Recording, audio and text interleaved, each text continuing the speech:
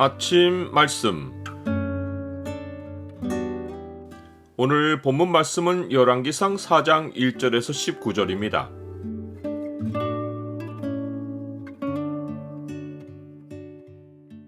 주의 백성의 변화는 지혜를 가지는 데 있다.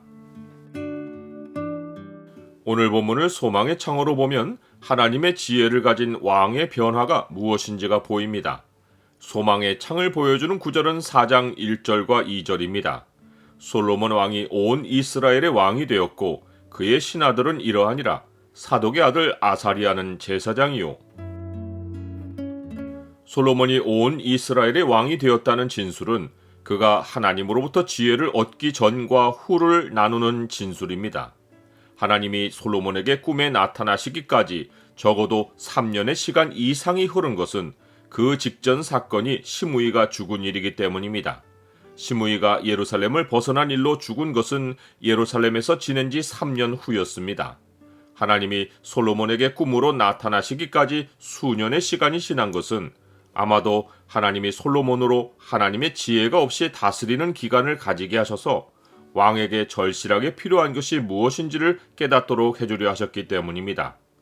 솔로몬은 하나님이 주시는 지혜롭고 총명한 마음을 가진 후 나라의 행정체계를 세워 신하들을 임명했습니다. 그 신하들 목록 처음에 제사장이 나옵니다.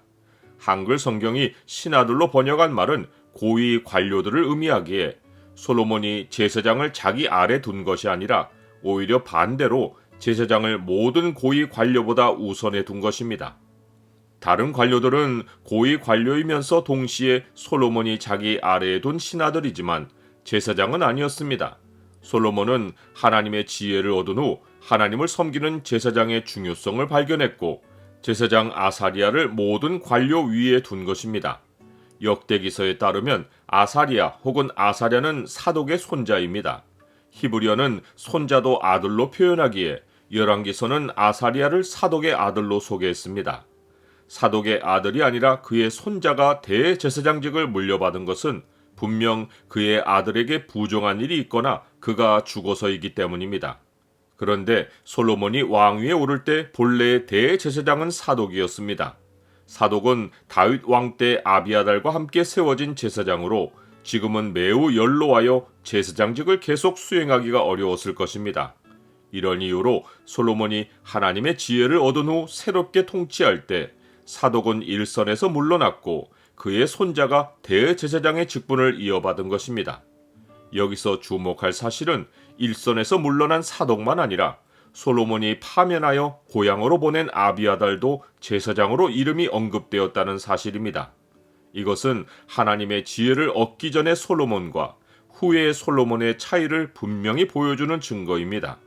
솔로몬은 아비아달이 마땅히 죽어야 할 것이나 그를 죽이지 않고 고향으로 보냈습니다. 이는 분명 아비아달이 여호와의 기름 부음을 받은 제사장이란 이유 때문입니다. 그런데 그가 하나는 바르게 행하고 다른 하나는 잘못한 것이 있습니다. 바르게 행한 것은 그가 아비아달이 여호와의 기름 부음을 받은 자여서 자기 손으로 죽이지 않은 것입니다. 그가 잘못한 것은 제사장 직분을 파면하는 권세가 왕에게 있지 않은데 그가 아비아달이 제사장 직분을 하지 못하도록 파면하여 고향으로 보낸 것입니다.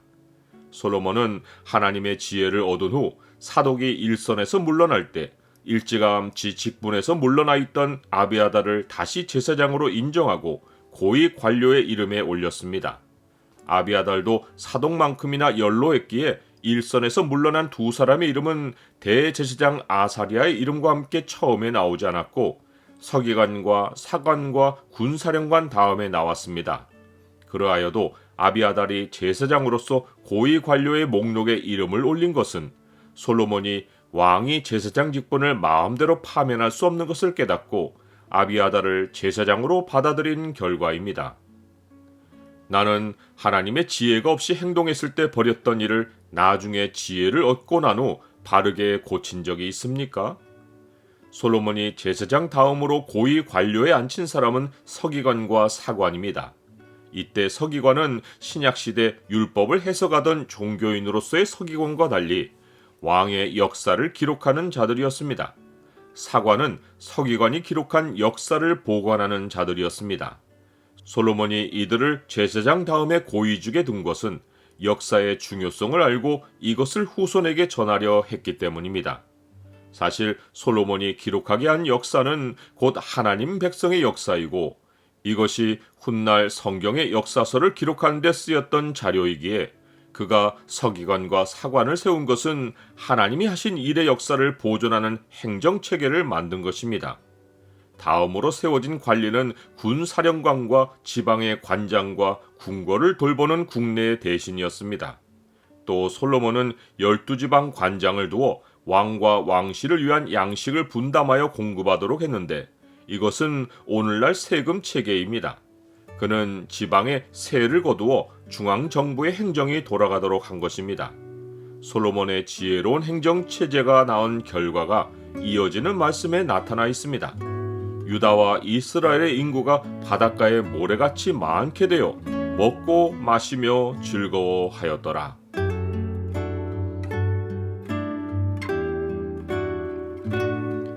주님, 솔로몬의 통치가 주님의 지혜를 갖기 전과 후로 나뉘듯이 주의 백성의 변화는 주의 뜻을 아는 지혜를 가지는 데 있습니다. 지혜를 깨달아 주의 뜻을 기쁘게 행하며 지혜가 부족할 때는 후히 주시는 주님께 구하게 하옵소서. 예수 그리스도 이름으로 기도드립니다. 아멘.